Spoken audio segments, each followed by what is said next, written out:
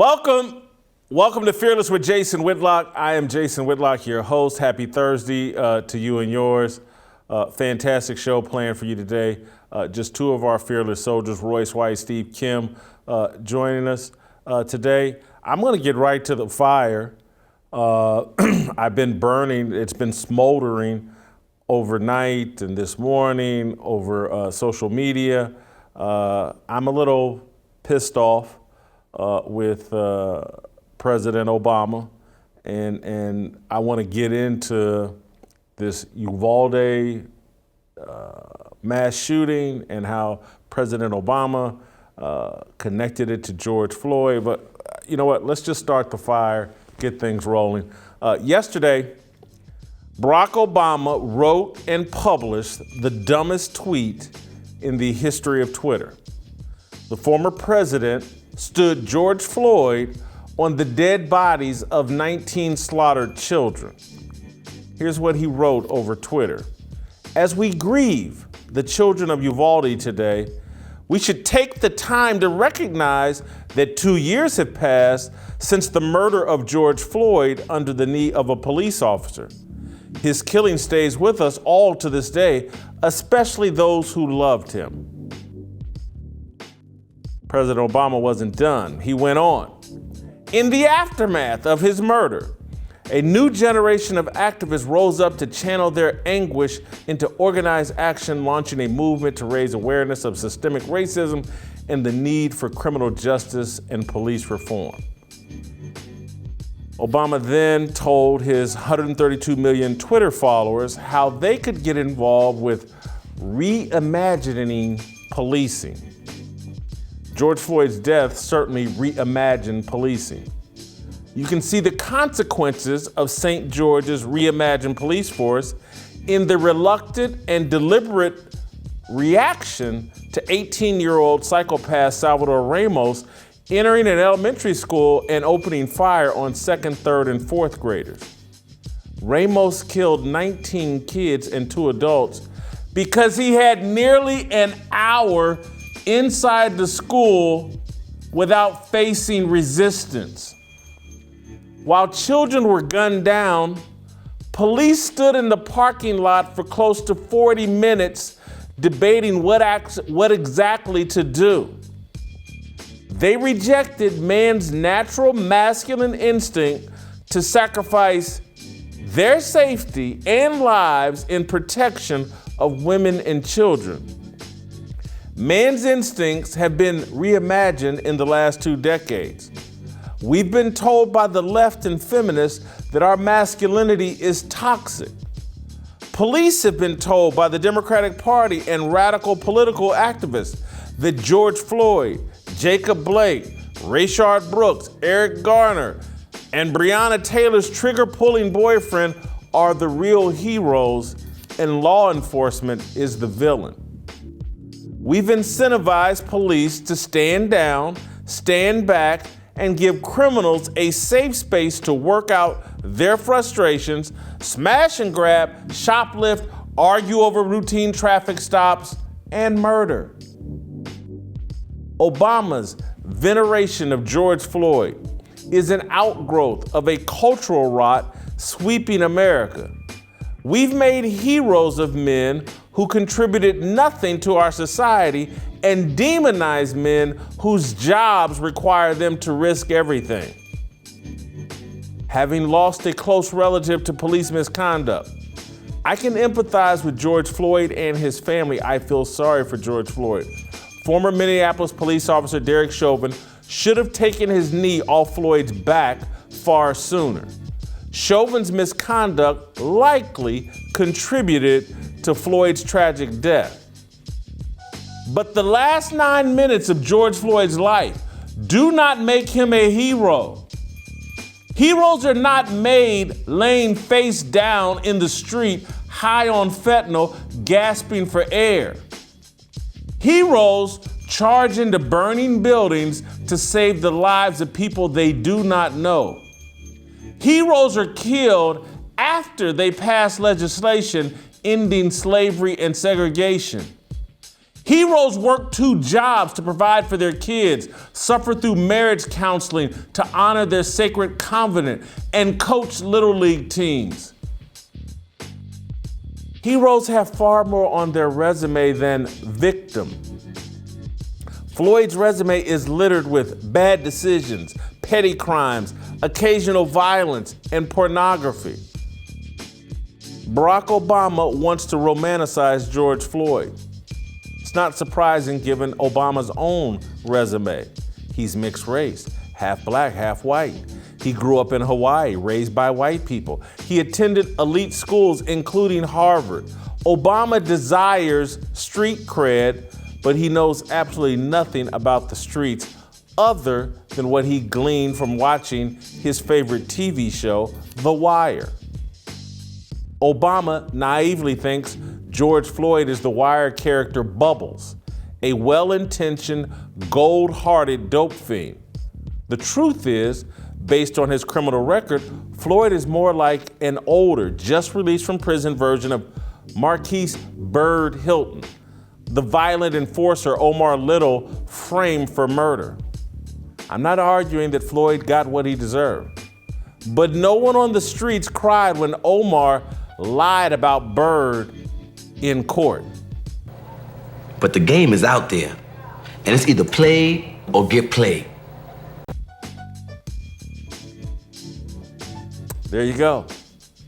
The game is out there. It's either play or get played.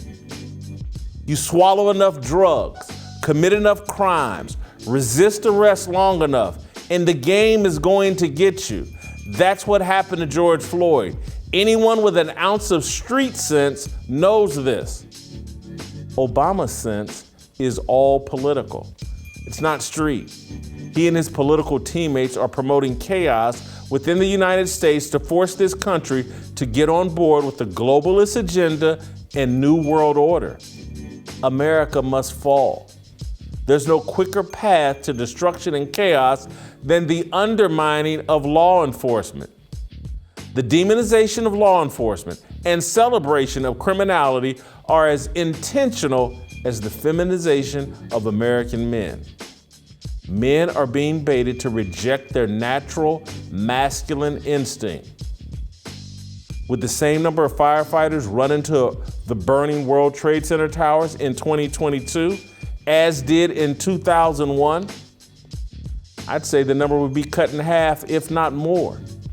2 decades ago, men were rewarded and celebrated for acts of heroism, acts of masculinity and patriotism. Back then, we still saved our highest praise for the men and women who at least tried to do the right thing. Today, the promoters of immorality share and or dominate our biggest stages of adulation.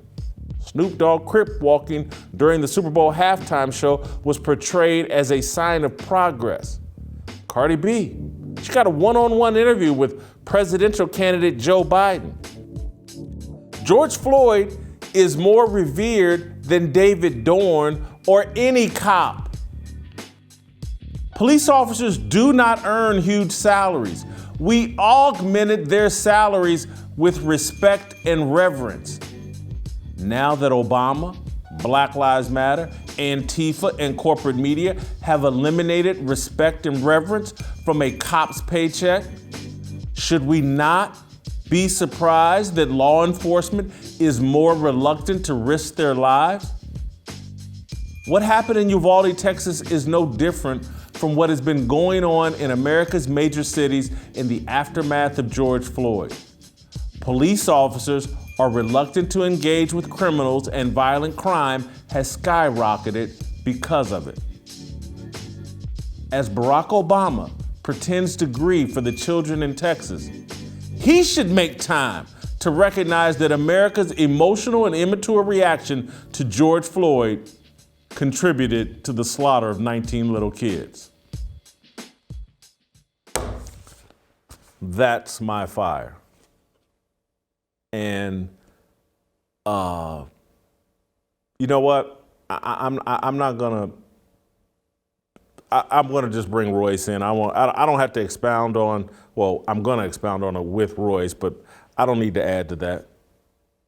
It's embarrassing what we've done to men, and I don't want to sound like I'm caping up for those police officers in Uvalde, but what did we expect? There's no rewards for being a hero, for sacrificing your life, for doing the right thing. We're handing out all of our rewards to people that do the absolute opposite, the wrong thing. Nothing on George Floyd's resume said we should be, it's 2-year anniversary of George Floyd's murder.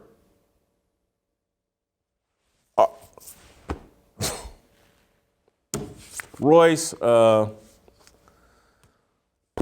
welcome back to the show. Thank you for joining me. I want to start here on I just want to start here. Am I giving too much grace? Am I making an excuse for those cops down in, law enforcement officers down in Texas? Again, I'm really not trying to defend them, but I am trying to get people to understand what the culture has created. It's turning men into cowards.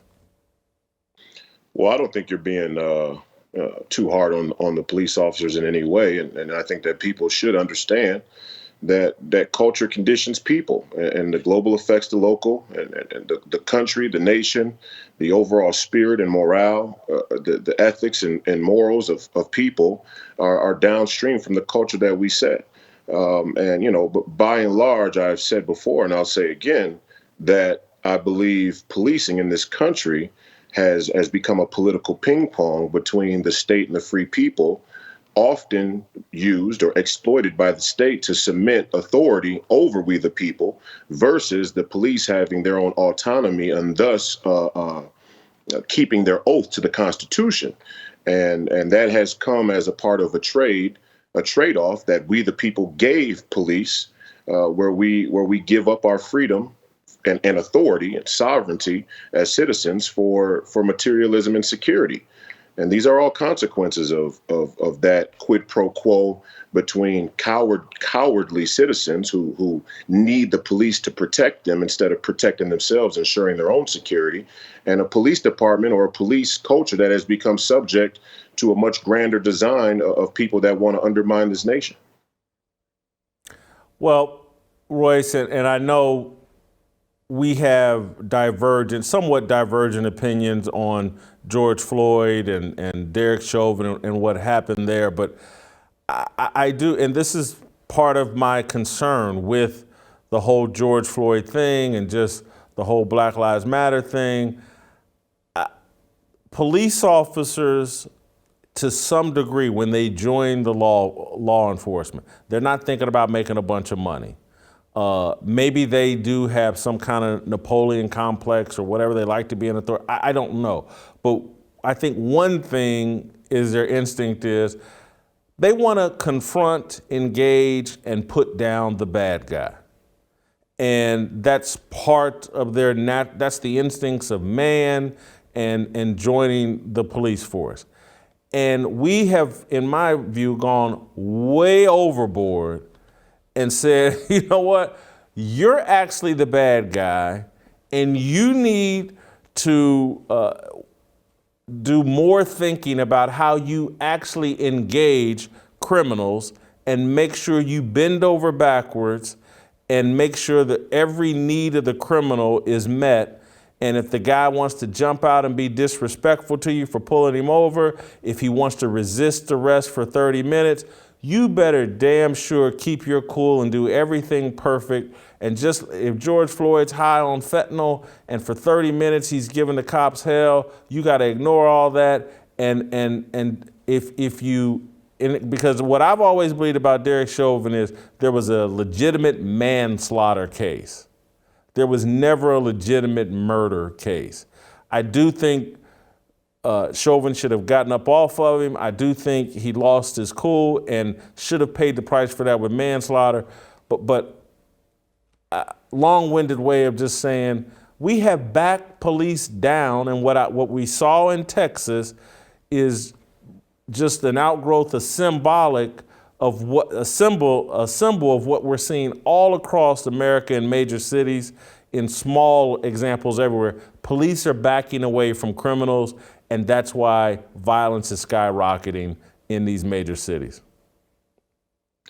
Well, I don't think that you and I have really divergent views about George Floyd or Derek Chauvin at all. I think that Derek Chauvin, look, there are bad police officers, and I think that Derek Chauvin would certainly qualify as a bad police officer, and there are a number of them across the country, many of them. What amount is sort of unquantifiable, if you ask me, but I think there are plenty of good police officers. The question is, how much authority do we give our government? And how much authority or how much complacency with authority of the use or the use of authority are we okay with regarding our police department? And the major letdown or undermining of policing across this country is not so much at the point of interaction with citizens, but it's in the way that police are trained, the way that police are funded, and the moral and ethical decay that has seeped in at the grassroots level all across this country and made it increasingly hard for police to do their jobs because crime is widespread and it is getting worse. So it's a very slippery slope and tough answer to try and determine how much authority we cede over to a government that we know means to undermine our freedoms and rights, and how much we give them to safely and efficiently protect communities. And I think this mass shooting is an anomaly, and mass shootings are anomalies in general, but still a question that needs to be answered. Royce, I now want to move to President Obama and his tweet. I sincerely, I'm not trying to be hyperbolic, I think it's one of the dumbest tweets that's ever been put out there. I think to in any way, hey, I know you guys are grieving about these 19 slaughtered children, but make time to think about what happened to George Floyd 2 years ago. It's the dumbest. It's clearly divisive. But I've already stated all that. What is Obama doing here? What's the agenda in your view?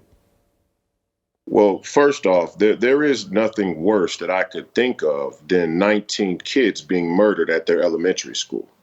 This is the result of a spiritual war that we are losing in grand fashion.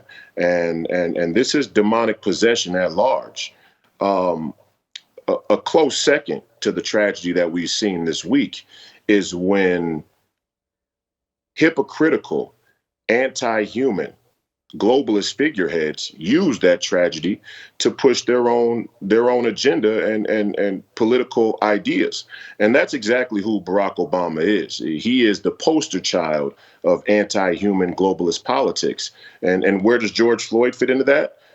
Fits in perfectly. He is also the poster child for grievance and identity politics. He is the example, the embodiment of you should vote Democrat because we nominated and elected a black man to be president. Therefore, you should trust us and you should believe that we are not racist and we are not sinister or malicious or evil in any way. And it's a complete lie. As far as Barack goes, who killed Muammar Gaddafi? Right? Barack? I mean, answer that question. What about the children that died in all of the signature and double tap strikes, drone strikes when we were in the Middle East?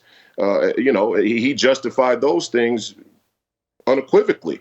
This entire ploy about taking gun rights tied in with racism and policing is a part of a much grander scheme where he and his globalist friends from the World Economic Forum talk about greenhouse gases and carbon emissions and climate change and rising sea levels. But he buys a $10 million house on Martha's Vineyard, and he and his buddies fly around the world in private jets.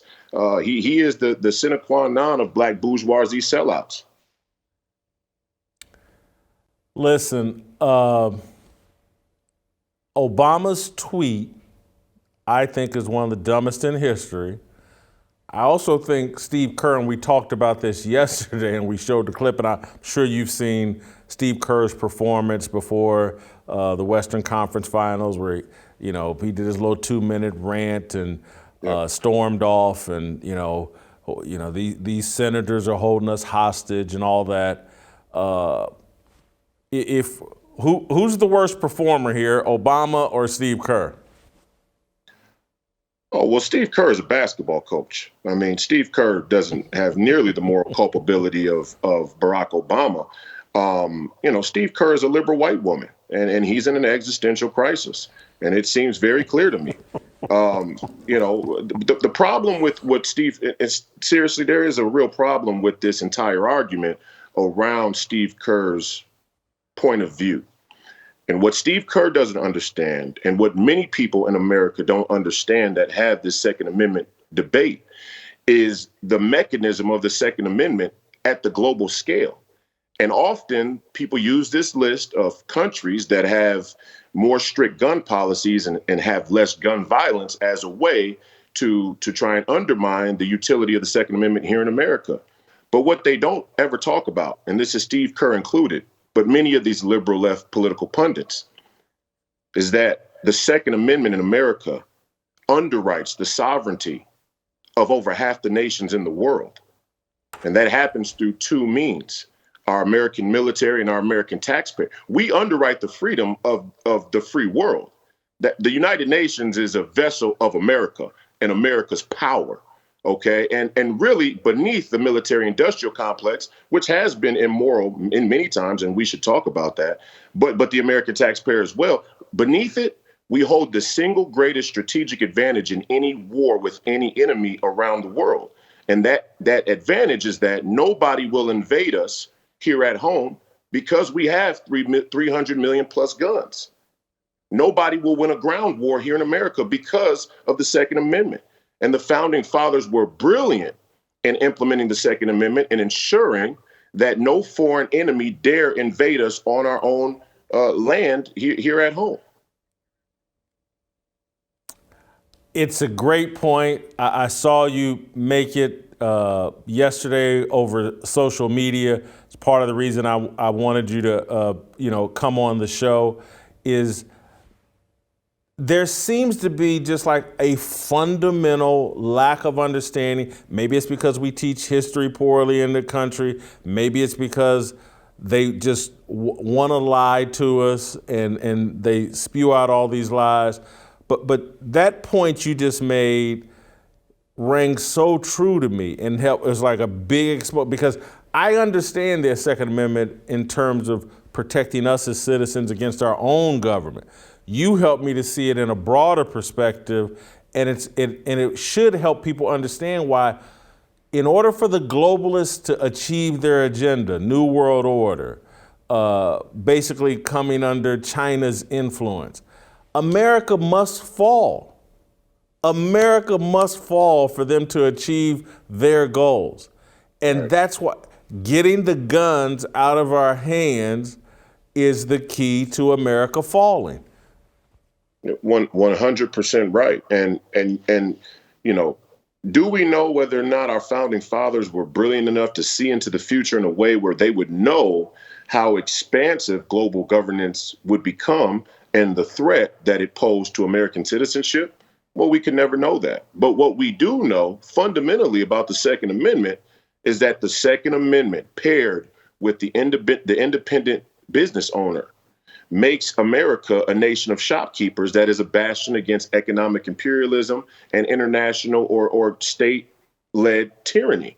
And again, China, Russia, whatever enemies, the World Economic Forum, Davos, NATO, none of these people would coalesce and attack us here on American soil in an occupied ground war. Yes, they attacked us with Pearl Harbor. Yes, they attacked us on 9/11, but no one would come to America in a sustained effort to subdue America on the ground, because we have 300 million guns and we have well over 100 million people that are willing to use them in such a circumstance. Royce, you dropped in a little nugget that I got to get you to expound on because it's too important. But you talked about the independent businessman, the shopkeeper. That was my father. And so I don't think we're hammering enough that when Trump and Trump supporters talk about America first, that part of what they're talking about is these global corporations, Walmart running out all the little guys, McDonald's running out all the little guys, that actually undermines America. And it's like, to some degree, they've already won that war. And that's why they're coming for the guns now and the Bibles and guns together, because, the independent shopkeepers, the Second Amendment, and religious freedom, those are the three things they're coming under attack. But I would just like for you to expound on how important it was for a man to be able to start a business in his community, take care of himself, provide for his family.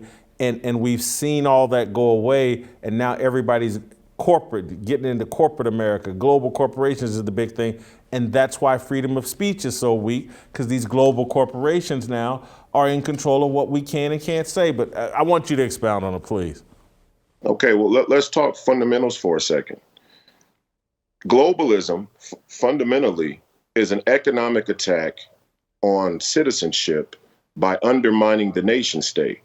So when you go to a borderless society, basically what you do is you create an infinite pool of labor.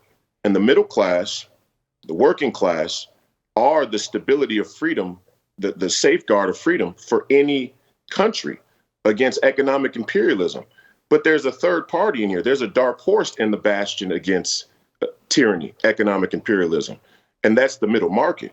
And the middle market is the one that's often missed when we talk about the globalist attack on America. We understand that they've traded and sent all of our jobs, the labor, the manufacturing away from this country. But what people miss is that they want to go after the middle market too. They want to go after the independent business owner. They want to turn all the mom and pops into Walmarts and Costco's and Google's and Apple's and Amazon's and so on and so forth. And what that does is it takes the ownership out of the hands of the American citizenship, out of the American citizen. When you no longer own the institutions that preside over you, when you have no real stake in them, you have no say in how they operate. I mean, it's just a fundamental question and answer. Do we have any ownership over our citizenship? What is the value of our citizenship, and what is the stake that we hold in it? And I'll make a point for Donald Trump here.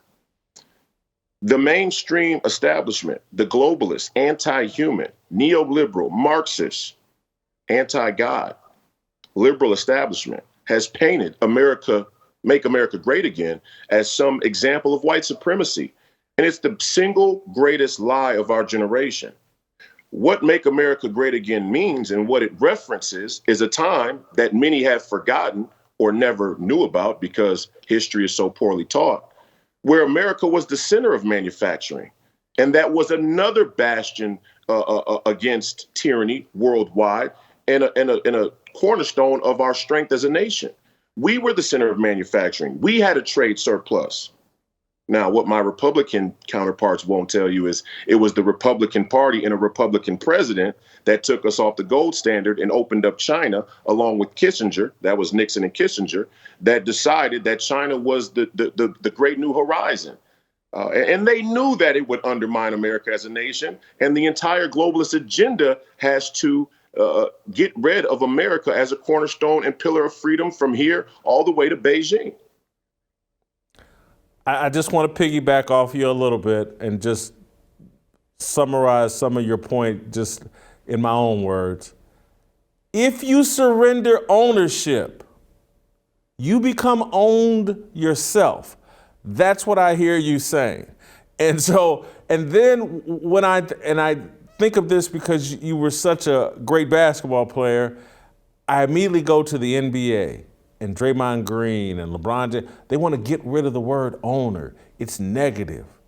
Yeah. And it's like, hold up, man. Ownership is at the center of masculine energy and manhood.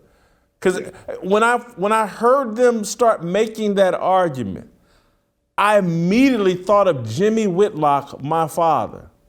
And what made him get up out of bed every day was the fact that he owned his own business. And people, he's the owner of the Masterpiece Lounge. He's the owner of Jimmy's J Bar J.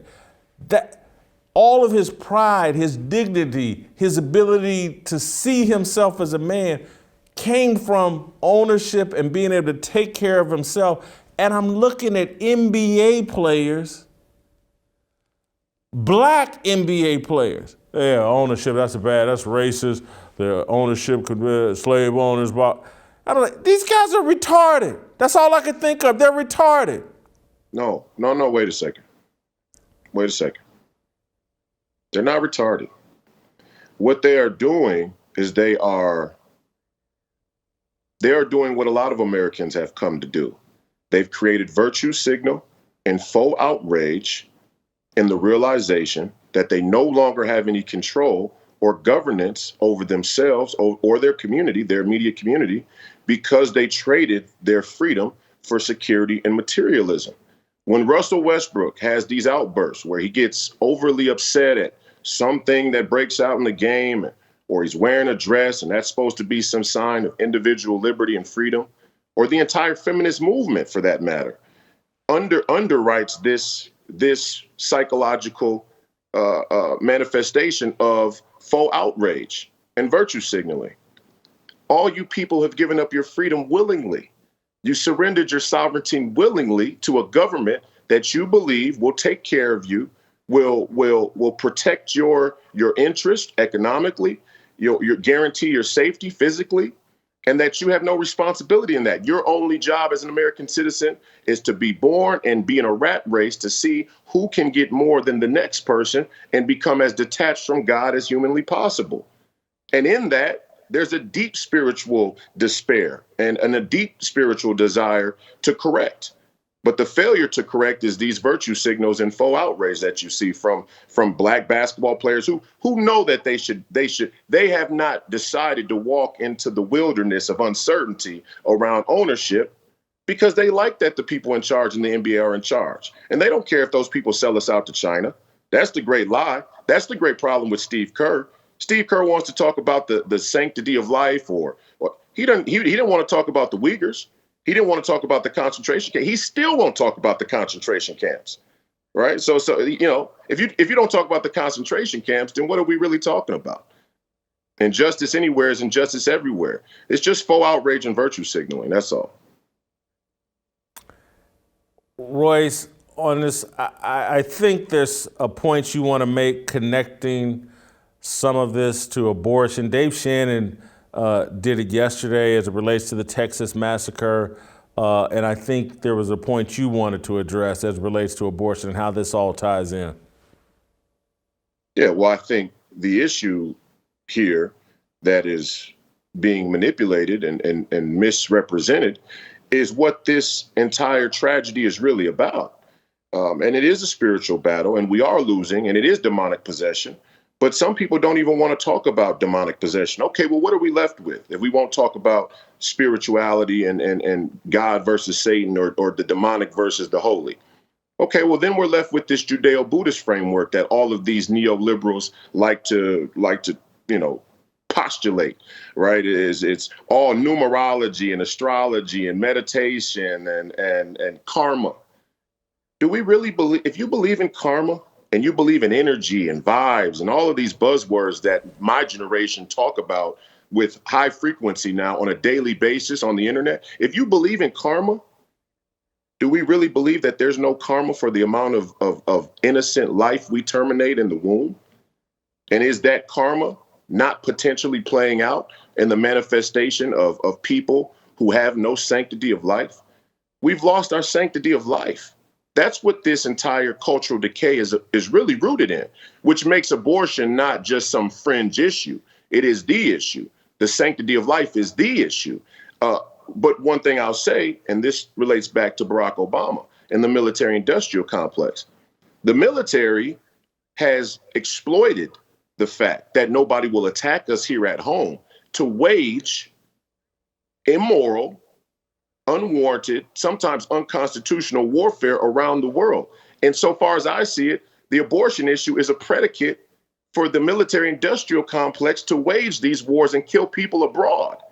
See, that's the hook and hook, line, and sinker that they won't talk about. That's the quiet part out loud.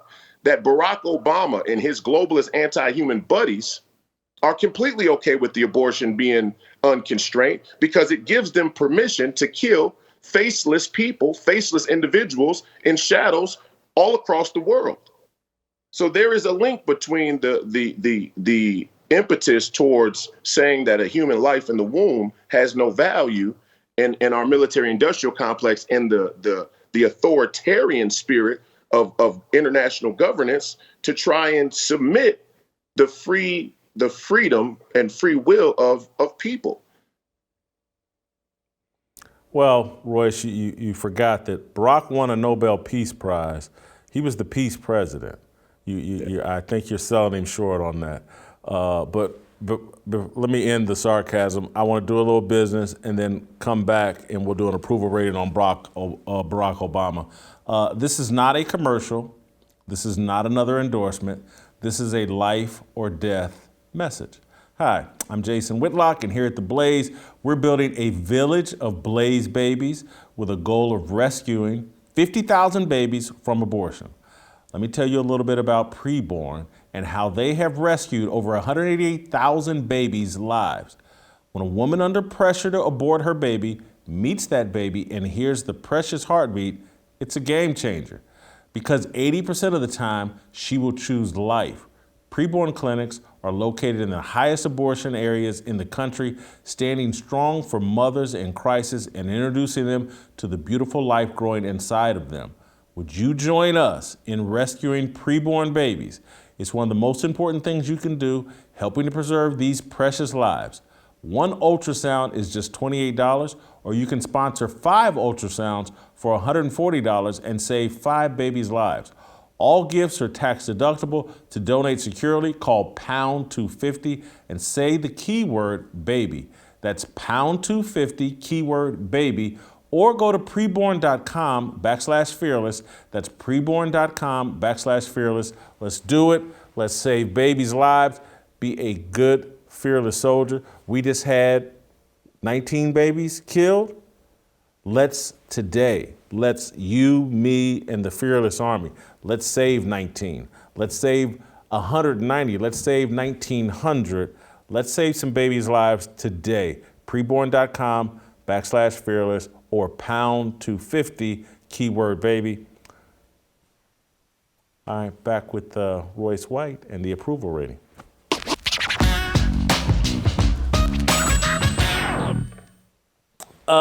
This is going to be very interesting. I can't wait to see how you graded President Obama here, former President Obama here, Royce.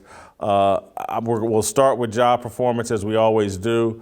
I think he's the president of the New World Order. He's a globalist, I'm just going to say it. I know I'm sorry for saying this, but he's president of shit stirring and division. And I think he does a great job at it. So I'm going to give him a perfect 25 at promoting the globalist agenda and being a shit stirrer. Well, I went the complete opposite. I guess I took the question the wrong way because I gave him a 0. He is supposed to be the commander in chief and leader of We the People, and he sold We the People out at every turn and chance he got. So I gave him a 0 for job performance. Your rating makes sense as well, but I'm dealing with the reality. He doesn't care anything about America or American citizens. Character, this will be interesting as well. I struggled, and this is a struggle for me because I'm someone that probably throughout his presidency had a great deal of respect for him. I didn't agree with him, but I had a great deal of respect for him, the way he carried himself, conducted himself. There was a lot of things that he did that I didn't respect, but now, what are we, 6 years after his presidency now? And where he's fully exposed himself and the ramifications of a lot of things that he did are crystal clear. Character, I give him a 1. I'll give him 1 point. He's married. That takes some character. He's pulled off a successful marriage on paper, so I'll give him a 1 for character. Well, you and I are a little bit closer on this question. I gave him a 0. But after further consideration for the marriage accounting, I'll give him 1 point. Actually, that's a great point to make. But my initial score was 0 because to me, if you don't stand up for the ideals and beliefs that you promote publicly in front of the American people when it counts most, then you have no character. Authenticity, I struggled here as well because I find him fraudulent and phony, and I think today's story, yesterday, his tweet spells it out. Tremendous, my problem with him. I wish he were man enough to be who he is and who he was raised and developed to be. The guy is putting on this performance that he's the ultimate stereotypical black man. Never knew his father, raised by white people, educated predominantly around elite, rich white people. That's his point of view. It's great that he married Michelle and for a few years sat in Reverend Wright's church. But I find his whole black shtick inauthentic. None of his policies are intended to uplift black people or the black family. I find him very inauthentic. I gave him a 1 in authenticity. Well, I gave him a 0. I think Malcolm predicted the Barack Obama types very well, and saying that he is the house Negro, right? And I do believe that he is the sine qua non of black bourgeoisie sellouts, and not only has he sold out the American people, but he's done it on the back of his black identity and used black people as the steam engine culturally to gain the approval to sell us out. It factor, it's hard to deny that he's got some star appeal and he draws a crowd. People get excited, hang on his every word. I'll give him a 22 in it factor. Yeah, I gave him a 25 myself in it factor. I think he's an absolute superstar when it comes to the commercialization of politics. He's very intelligent, obviously Harvard educated, incredible public speaker. He just used all of his talents and powers for the wrong things. But as far as it factor, he certainly has everything that creates a superstar in our modern culture, and it's a warning to heed for all of us about people who have that star power. All right, final tally here. I've got President Obama at a 49, candlelit. Royce has him at a dumpster fire, a 25. Thank you so much, Royce. Great job as always. Get your Fearless Army swag at shopblazemedia.com/fearless. The Korean Cosell, Steve Kim. There's.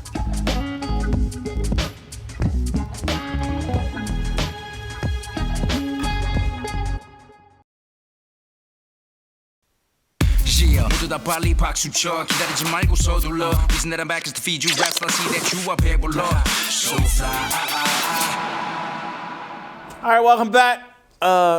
Time to roll out to Los Angeles and bring in the Korean Cosell, talk a little sports, lighten things up a little bit around here.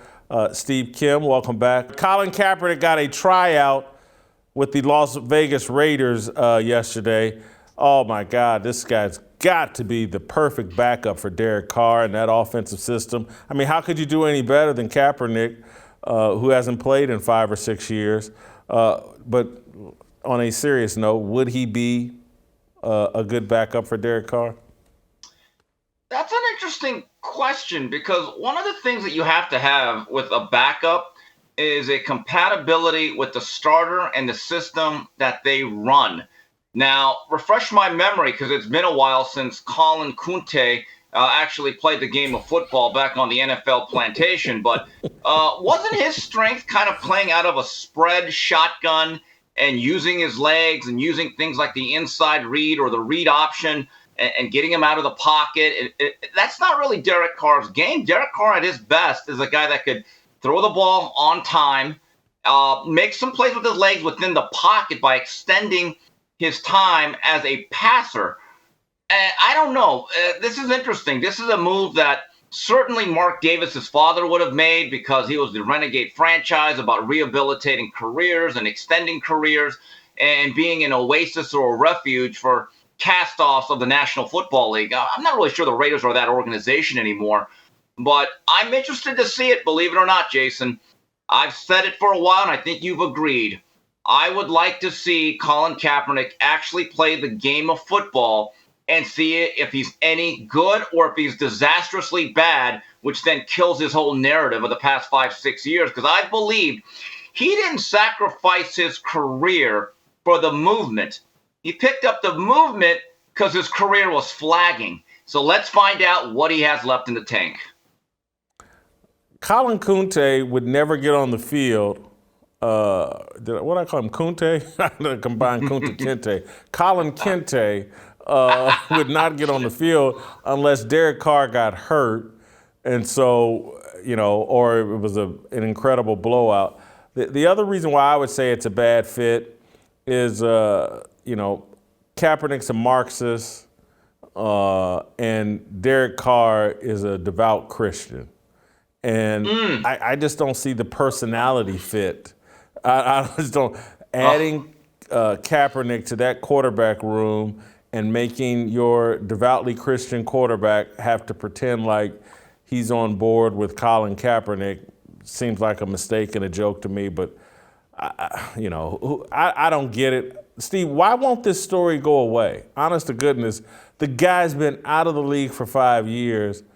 I don't know if we've ever seen an NFL quarterback sit for 5 years and come back and people, oh yeah, he'll be better now, or he'll be just as good. Why won't this story go away?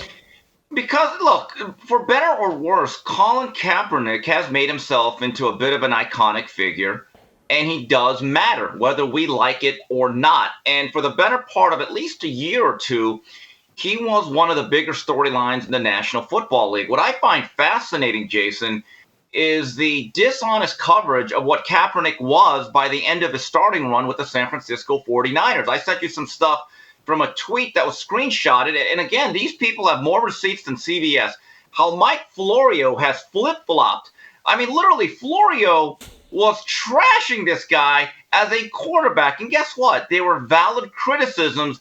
And now Florio is basically acting as his publicist. And I just find that to be so dishonest. And this is another reason why people do not trust the media. Stuff like that. I agree. I saw something Florio, Pro Football Talk, tweeted out in the past 24, 48 hours about Kaepernick's a better quarterback than he listed about 5 teams, including Miami and Tua, Tagovailoa, and just, it was like, really? Really? I think Houston, whatever. It's like, how do you know? Again, to make that pronounced statement, even if Colin Kaepernick in his final year was terrific, 5 years later, you're willing to stand on the table and guarantee that the guy is, he's better than this guy. He hasn't played in 5 years. To me, it speaks to how little Mike Florio actually knows about the game of football and its degree of difficulty. He's clearly never played it. He's clearly never coached it. And he clearly knows very little about it if he thinks a guy, quarterback, sits out for 5 years and, he's better than all these guys that are playing in the NFL. Sounds very clueless to me. Steve, I want to transition. There's a lot of conversation about the NFL perhaps scrapping the Pro Bowl, which they need to do. The players, it's not a tackle football game anymore. The players make too much money. They're all afraid of getting hurt. And so it's a horrendous product. I have an awesome suggestion. It's like Rich Eisen, who I respect, tweeted out something about, hey, the Pro Bowl, they should have football players do the dunk contest and NFL players play or NBA players play flag football. They should combine it with NBA All-Star. And I'm just like, are you kidding me? The solution is easy. And for guys of our generation, as soon as they hear my idea, they go, they love it. The NFL should have a superstars competition like they used to have back in the 70s and 80s. I would do 8 teams, a team of each division. So the NFC West would have a team of their best players competing in a Superstars decathlon type competition. You film bits and pieces of it all week, maybe Monday, Tuesday, Wednesday. You hold the finals on Friday, and you take the first 3 days of taping and you film that and put it out there Sunday, and then you go live to the final competition. I'd love the Superstars. It was one of my favorite shows during the summer to watch. I was fascinated by who would win. I think they ran a 100-yard dash, or did they run a 40-yard dash? I couldn't remember, but that was always fascinating to me, and see them lift weights and all that. NFL Superstars competition, remove the football and just make them compete in a decathlon. I think people would love it. Yeah, that's not a bad idea. It also harkens back to the era. Another show that I used to watch all the time was Battle of the Network Stars, where Robert Conrad always would just like heroically lead NBC to a first place finish. The Superstars idea is pretty good. When I think the Pro Bowl really started to change is I remember there was a running back out of Georgia, and his name was Robert Edwards. He had this really nice big year for the New England Patriots. And he's at this beach volleyball game or flag football game, and he just wrecked his knee, and it ruined his career. And it was at that point the players even said, wait a minute, even the fun stuff is dangerous. And Jay, I don't know about you. I'm assuming that you were a hardcore watcher of the Pro Bowl. All throughout the 80s and mid-90s, if you go on YouTube and you actually watch that game, those guys were playing hard. I mean, it was actually a real football game. And I guess the last time someone tackled anybody in that game was Sean Taylor just lighting up a punter. I think his name was Brian Moorman. And everyone treated Sean Taylor like he committed this crime. Hey, you're playing football. Nowadays, it is unwatchable. Now, for your Superstars idea, it's a good idea in theory, maybe even in practice. But look, these guys went through a long season coming off of a training camp. They're beat up. They may not actually want to do anything. You'd actually have to have some specific money involved and raise the stakes. Because I don't know if these guys want to exert any more energy coming off what is a brutal regular season where they've actually added one more game now. And the guys that have made the playoffs, they just may not want to do any. Look, most of these guys don't even take the trips to the Pro Bowl anymore. Think about it. It used to be an incredible honor to get to Honolulu. Nowadays, you announce the team, and 2 weeks later, guys are just pulling out. So unless you have the idea with a financial reward, then you have something. Look, you got 4 teams in each division. You'd probably have a team of 12 to 15 players for each team. If you can't find 12 to 15 guys and some stars. And then the other thing, I would move it back to Honolulu. That's the other thing they did that ruined it. The Pro Bowl in Honolulu is one of the greatest sporting events to attend, to be there all week, to party. It's incredible. It blows all the other All-Star weekends away. Move it back there, because again, it used to be a big deal for the guys. Hey, I'm going to Honolulu. The players look forward to it. Again, the riffraff is elevated because you got to fly there. It's an amazing. It's one of the funnest. I probably went to 6 Pro Bowls, and I loved every one of them. But let me move on to a bigger topic we'll spend more time on here. Javon Kinlaw, have you seen this story? Yeah. He and a 49ers reporter, I believe his name's Grant Cohn. I've reached out to Grant. I want to try to get him on this show. They've been going at it, or Kinlaw has been going at Cohn. I did a lot of research last night, this morning, trying to get to the bottom of this, or who's really at fault, because Kinlaw makes a complete fool out of himself and the 49ers organization. He went on this guy's live stream and basically threatened him. And I've seen some people in the media try to paint it like, well, Cone's a troll and he deserved it. And certainly there's been 49ers players jump on that bandwagon and, trash this guy. But I find Kinlaw's actions indefensible. Let's play a cut. I think TMZ or someone put out a clip of the live stream of Kinlaw, a defensive end for the 49ers, jumping on this guy's live stream, confronting him and threatening him. Let's play that. Somebody got to press you, fam. You like to come on here and try to bully people on the internet. But when I press up on you in person, you shaking like a cow with voice lighter than my baby, fam. What's up with that? I'm scared of you, Javon? What's up with that, fam? You think I'm scared of you, Javon? Fam, I don't give a if you are or not. All I know is when I walked up on you, your body temperature was cold as ice. Straight you check bitch. my body temperature? Straight bitch. Balls shriveled up. Little Hey, Javon. Stop playing with me, bro. Javon, Stop do you think you're representing the 49ers well right now? With me on this internet, bro. Javon, do you think the 49ers are proud of what you're saying right now? Stop playing with me like you know me, bro. So I want to put some context around this to some degree.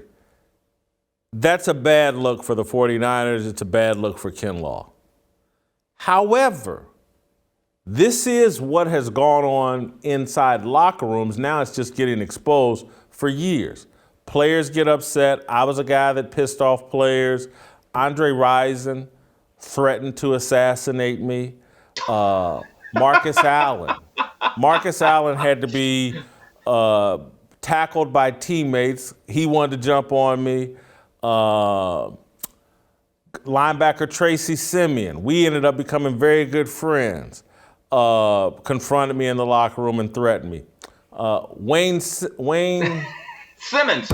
Wayne Simmons, yes. I was about to say Wayne Simeon, basketball player at Kansas, but Wayne Simmons, linebacker, caught me this was back in my strip club days, caught me at Diamond Joe Strip Club and came running through. He saw me, came running around the corner and literally was like diving at me.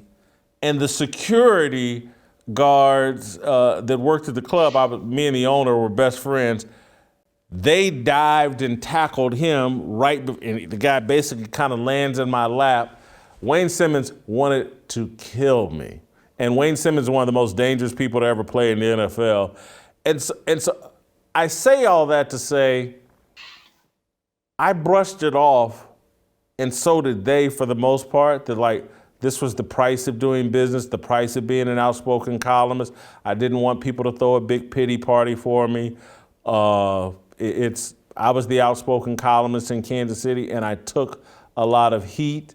And so I'm not sure, again, Kinlaw, this is a horrible look for the 49ers, horrible look for the NFL. And those types of threats, particularly made in public, when we're seeing individuals in Texas, in New York, in different places snap, it's kind of scary. And so I guess I'm asking, should the 49ers cut bait with Javon Kinlaw?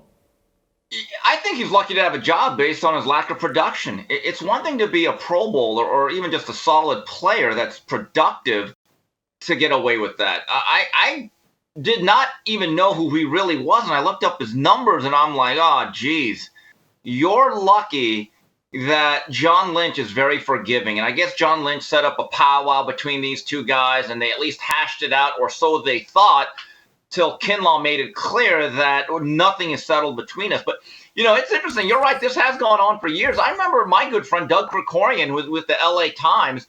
He got chased around the practice field by Isaiah Robertson, who had a longtime linebacker, and Doug Krikorian never knew he could run one of my favorite 4-4. players. Right. And Doug did not understand he could run a 4-3 until he had to. One of the most famous outbursts ever was when Bobby Bonilla was with the Mets, when they were just this miserable, sad, decrepit franchise, right? And I don't know what this older black reporter had said, and Bobby's getting dressed in his locker room. He had one of the great quotes. Yeah, man, step to me. As we say out home, we just chilling. And I'm like, whoa, Bobby. I always thought Bobby Bo was this jovial, happy guy. It was Barry Bonds who was the angry guy. Bobby was always the friendly guy on the Pirates, and I'm thinking Bobby kept it there. I remember Chris Webber when they revealed that he was dating Tyra Banks in Sacramento, and the way he spoke to the reporters, it did not sound like he graduated from Country Day High School. He got Detroit on that one. He got Detroit. He went all the way into Detroit, Kronk City Gym, right? So this has happened, but this is my point, and I'm going to look at it from both directions. A lot of the players, the teammates of Kinlaw are standing up for him, saying this guy's a troll, he does it too much, he looks for confrontations. Maybe that's a fair point. What I don't like is when players say, you only dehumanize us, you only look at us as players. Hello? Hey guys, you guys get paid a lot of money as players. That is your profession. When a Jason Whitlock, a Steve Kim, or a Grant Cohn cover an athlete, we don't really care about anything else but their performance. That's the reality. I'm sick and tired of these athletes saying, well, you dehumanize us. No, we don't. We don't care about the other parts. There's never been a player that I know of, Jason, that has played poorly and has been given a big contract extension because the owner said, well, this guy's a great husband and he goes to all the PTA meetings and he saves kittens from trees. Guys, you can't have it both ways. You get paid on your talent. And when you leave a city, you take your talents, not you as a person, you take your talents to that franchise. But then when there's any criticism, it's like, well, we're human too. You are human. And no one is saying that you don't deserve respect. But there comes a point in time you have to be accountable, because when you are a San Francisco 49er or any other player in any professional sports, you are judged on your performance. Now, with that said, as a media member, I think we all have to be careful, and I think we've all made the mistake of being gratuitous. You can be factual, but if you hammer it home every day or simply too often, you could make the argument that now at that point, you are being a guy that taunts and pokes at the bear. So there is a fine line between critiquing and being someone that is gratuitous within that coverage. Steve, I'm going to disagree with you a little bit here, because I'm sure Chiefs players and guys I cover in the NFL, because I literally was just thinking about more and more guys from first NFL game I ever covered. Lawrence Taylor threatened to beat me up. He was playing against the Colts. It was Jeff George's one of his first games as a member of the Colts, and Lawrence Taylor hit him. I asked a question, but I'm thinking of Keyshawn Johnson getting mad at me. And just, anyway, I was a guy. I used to write these report cards at the end of the season grading every Chiefs player, and I would write some of the most hilarious, mocking. It was what I was known for. And again, I dealt with the consequences of that. I knew, and because at that time I was young, and I went to the same nightclubs, Mi Casino, and all the other places that the players went, and I knew that I went to the park. Me and Derek Thomas were friends, and so that's Andre Rison actually threatened to kill me at a party that Derek Thomas was throwing, and so I knew I was running the risk, and that was a part of being young and dumb, but. I just, the players have to understand, Javon Kinlaw has to understand, Grant Cohn has zero to do with whether or not he makes the San Francisco 49ers. Zero to do with whether or not he plays well for the San Francisco 49ers. And so Kinlaw has to be man enough, mature enough to ignore Grant Cohn and his coverage and just do his job, instead of allowing Grant Cohn or some reporter to determine his emotions and his behavior. Javon Kinlaw has to man up and determine his own behavior and not just be some doll that can be wound up by some reporter. And so what I see, Kinlaw thinks he's being the ultimate man. I'm confronting him. I'm going on his live stream. He didn't do nothing but make this guy more popular. Yeah. And show everybody that, hey, I have so little emotional control that this guy who has nothing to do with my job, he can wind me up, make me, my family, my organization look stupid and embarrassing. I just see a lack of emotional maturity. It's not, he thinks he's being manly. I don't see it. Jason, I'm going to have to go through your archives. It just got me out just talking about Andre Bad Moon Rising. Think about it. Left Eye literally tried to burn his house down. Remember that lyric? Roof's on fire, but my name's not Left Eye. But he was angrier at you than Miss Lopes. What in the world did you say about him? Oh my goodness. But seriously. So here's the other part that I want to get to.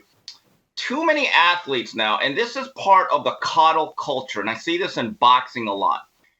Everything is now about access, and I'm not so sure that the media is even allowed to be hard-hitting as they once were and to be able to tell the blunt truth. And I don't know how many younger media members want to be a young Jason Whitlock circa 1990 to 2015 that was on the front lines, that got into the trenches and had back and forth exchanges.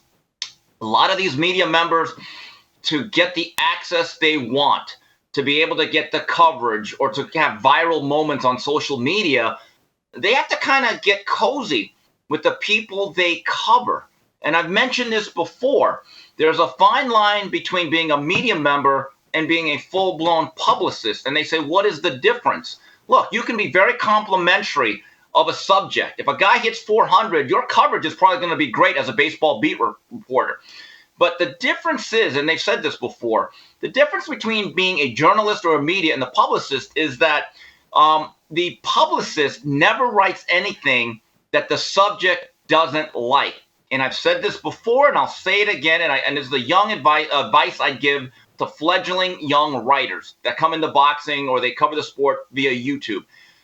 Every once in a while, you have to be willing to say something that makes everybody uncomfortable. They may not like you for it.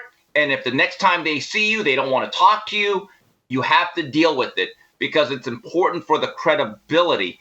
But I do believe nowadays athletes are so used to kid gloves treatment that even now legitimate criticism is looked upon as quote unquote hate. Thank you, Steve. Awesome job. I hear tomorrow. That means we'll see you tomorrow. Making all this moves for freedom. I want freedom.